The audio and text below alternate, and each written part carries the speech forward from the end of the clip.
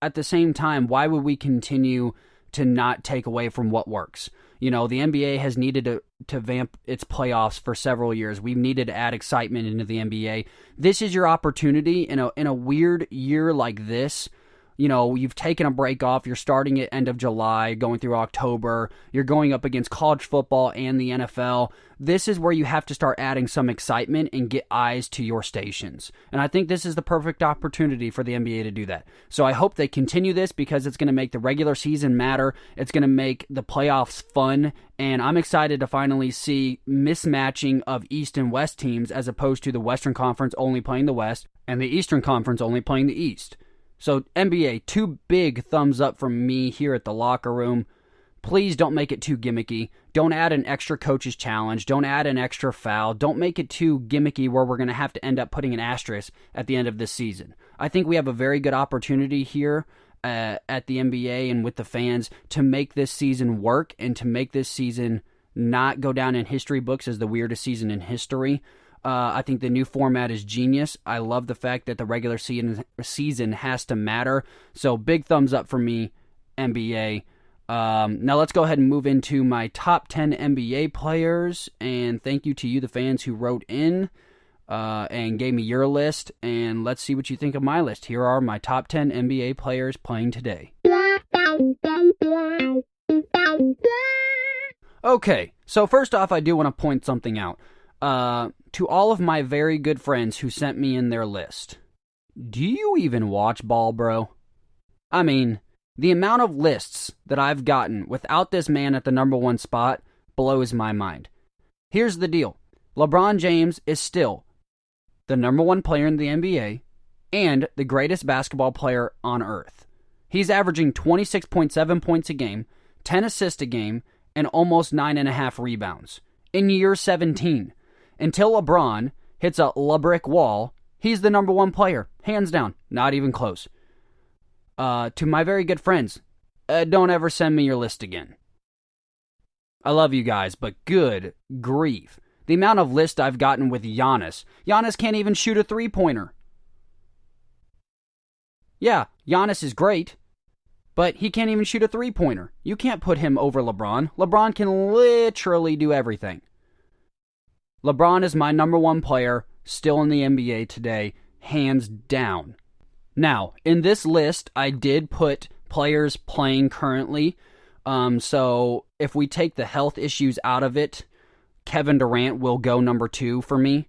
But I did put Kevin Durant as an injured reserve right now. So I have Giannis up at the number 2 spot while Kevin Durant's gone. Either one of them both deserve to be the second best player in the NBA. So, for those of you who are listening and might be confused, LeBron stays at number 1. If Kevin Durant is healthy and comes back and is the Kevin Durant that we all know and love, Kevin Durant will be my number 2 player overall in the NBA, not even close.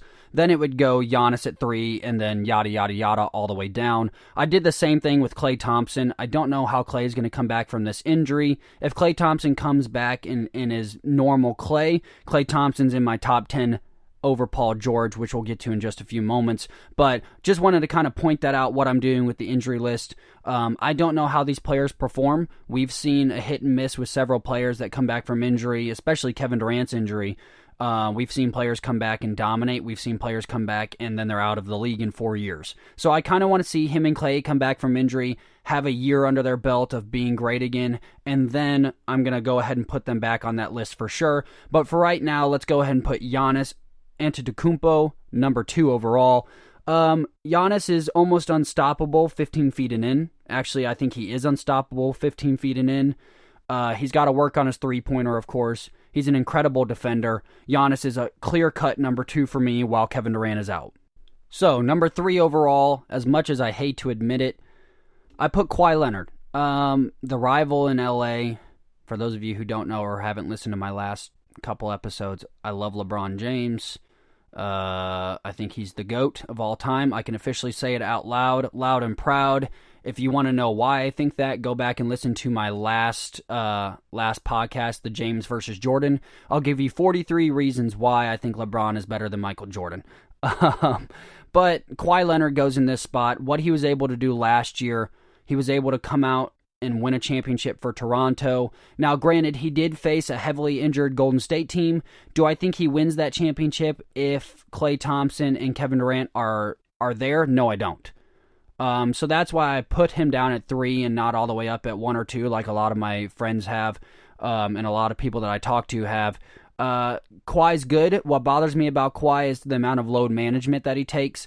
I think that your body in the NBA deals with a lot of pressure and stress throughout the entire season, and a lot of management, of course, having to manage the team, having to be the star. And I think that Kawhi Leonard needs to do a better job of setting that example for his team and not sitting out, oh, it's a back-to-back, I'm not playing this game. There's people that come to watch you, Kawhi, so get off your butt, go play. And that's what we want to see. LeBron James says it all the time. I'm here to play for the fans. You know, when I go to an NBA game, I want to see LeBron James. I don't want to see LeBron sitting on a bench because he's worried about his load management. But that's why I have Kawhi Leonard here at 3. The load management kind of knocks him below Giannis for me. Number 4, James Harden. James Harden might go down as the greatest scorer in NBA history by the time it's all said and done. I don't believe that. I think that Jordan is the greatest scorer that I've ever seen and will ever see. But James Harden has a very strong case. I mean, he averaged 35 points last year. James Harden is still besides Kyrie Irving, a healthy Kyrie Irving is the best shot creator, in my opinion, in the league right now. James Harden can get any shot off that he wants. Enough said. I think James Harden is a stellar player. I don't know that he'll ever win a championship. I think that he needs to go ahead and get out of Houston, join up with LeBron, join up with somebody next year, request a trade, do something, because James Harden's wasting all his scoring and all his talent on worthless teams. But James Harden definitely number 4 overall for me. Number 5, I've got the Brow. For sure, Anthony Davis. Anthony Davis has proven that he's a top 5 player in the NBA, not only this year, but he did it in New Orleans, and the problem was he was in a horrible market. He was hurt because he was having to do everything for that horrible team, and he never got the credit that he deserved. He was never put into a good position. Now that he's in LA, the stars have been shining bright on Anthony Davis. Anthony Davis is the most dynamic player at that position. He can shoot the 3. He can go in and body you down low. He's an incredible defender. He was I think he's top 5 right now in blocks in the NBA. Hassan Whiteside's number 1 overall. But Anthony Davis, in order to be top 10 in almost everything in the entire league right now, I'm not saying all time, but right now, he's top 10 in blocks, top 10 in scoring. So you have somebody like that, it's hard to not put him up at 5. I love Anthony Davis's game. He's so young. I think he's only 26 years old. So Anthony Davis is going to be that star that keeps LA bright for the next several years there, as he will not opt out and leave like a lot of people are speculating. Anthony Davis is going to be back in LA. He's going to be the guy when LeBron leaves. Anthony Davis is a clear-cut number 5. Now, 6 and 7 were very hard for me because I honestly could flip either one of these guys on my board, but I'm going to go with Steph Curry at 6. He revolutionized the game. He made the game a 3-point league. He's the greatest shooter the world has ever seen. And I just think that he has shown how great he is over a longer period of time than number 7. So that's why I put Steph Curry here at 6. Now, I know he was injured. He broke his hand earlier this year. But I don't think, especially with Steph's game, I don't think that that's going to make a huge impact on his career moving forward. He looked just fine towards the end of the season in his warm-ups and everything else. So Steph Curry definitely 6 here for me. 7, I went ahead and went with Damian Lillard. I think Damian Lillard over the last 4 to 5 years has shown something that not a lot of players have shown. Damian Lillard could be very arguably a top 5 player in the NBA. It was very hard for me to not put Steph Curry at 7 and Damian up at 6. I think Damian has done some incredible things out in Portland. The problem is he's out in Portland. You're not going to see it. You're not going to hear a lot about it. We hear about Dame Dollar's rapping career, but we don't really hear about his game. He's a stand-up guy. He's a pretty darn good rapper, if I'm being honest. And he's my 7th best player in the NBA. He's an incredible shot creator. He's hit multiple clutch shots, and he's really drug the Trailblazers because CJ McCollum is incredible in the regular season, but can't do jack crap in the playoffs. So he's really drugged that Portland Trailblazers team to the playoffs for the last 4 years. So Dame definitely here at 7. I couldn't go any lower than that. 8. This one was tough as well. If this person would not stay injured, this person might be the best player in the NBA. Joel Embiid. Joel Embiid is almost unstoppable when he's healthy. He's got a great mid-range game. He's got a great three-point shooting game. He can body you down low. He can rebound. He's massive. He's an incredible trash talker. I love Joel Embiid. I wish he would stay healthy for more than, 25 games. When it comes to playoffs, I've wanted to see Joel Embiid come out there fully healthy, and we've not seen that. Joel is robbing us of so many great highlights and so many great years of basketball by the amount of injuries he's undertaken. Joel Embiid is still, with all his injuries, when he plays, the 8th best player in the NBA, could be higher. Joel Embiid could be the best player in the NBA, hands down, if he was healthy and played a full season and balled out in the playoffs. There's not a lot of people that can stop him. We have really shied away from the big man in today's game. Like I said, it's become a heavily three-point shooting game. But Joel Embiid has really instituted the big man again, and he can go out there and drain threes like it's nothing. Which brings me to the guy directly behind him, Nikola Jokic. I think the Joker is another one of those Joel Embiid type of guys where, first off, if you've seen this man post-quarantine, he has probably dropped 25 pounds and put on a bunch of muscle. He's going to be terrifying when he comes back. But Nikola Jokic is very similar to Joel Embiid. He's very hard to stop down low. He is perhaps the greatest passing big man we may ever see in history. He's got passes like Magic and LeBron. He's got an incredible shot. It's such a high-arcing shot, too. It's almost unguardable by most people. But him and Joel are kind of the same thing. Nikola Jokic has stayed pretty healthy, but Nikola Jokic is somebody who gets very tired easily. He needs to get that body whipped up into shape, which it looks like he has done in this quarantine. But Joel and Nikola Jokic are both just such unique big men, and that's why I have them one right after the other. Now, we're rounding out at 10 with Paul George, but there's a lot of different players that I could put in this 10th spot. That's why I always do a +2 at the end of my segments, so that way you can see that I'm not trying to be biased here.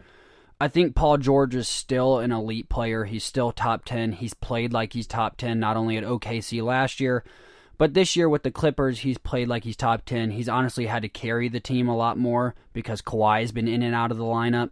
Paul George is still a dynamic scorer, an incredible defender, and he's still a top 10 player in the NBA. I think this year especially, we've seen Paul George kind of go back to his Indiana Pacer days where he can take over a game. He can be the best player on a court, and that's why I rounded out with Paul George. My +2, I could put Russell Westbrook up there as well. What Russ is doing with the Rockets is awesome compared to what he was doing with OKC. Russ was a stat stuffer at OKC. What he's doing with the Rockets is he's a game manager. He's having to be a scorer when he needs to be. He's facilitating. I think the way Russ is developing for the Rockets has been awesome, and I really like that pairing with Russ and Harden. I don't know why they got rid of Capella, but that's another story. But I think Russell Westbrook is very easily up in this top 10. I think Luka Doncic, he is definitely somebody I can see being in this top 10 very soon. I have this rule where if they've outperformed for 1 year, I can't just automatically put them in the top 10. There's been a lot of players that have had incredible seasons, but they're not going to be in my top 10. I don't fall in love with a player instantly. I want to see your greatness over 3-4 seasons, then I'm more than willing to start moving my top 10 around. Or if somebody in my top 10, like a LeBron James, starts decaying, then the numbers might shift up here. But I've got Luka that could very easily be in this top 10 as well. If any of these guys fall out, when Klay and Kevin Durant come back healthy, they'll definitely squeeze into this top 10 for sure. But, with them being injured, I'll put them off to the side for right now.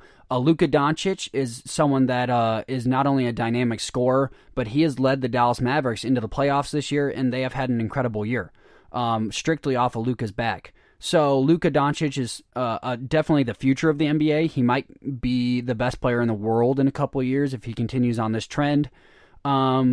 Trae Young is someone you could also put in there. Trae Young has been very good for the Hawks. Bradley Beal is a big one.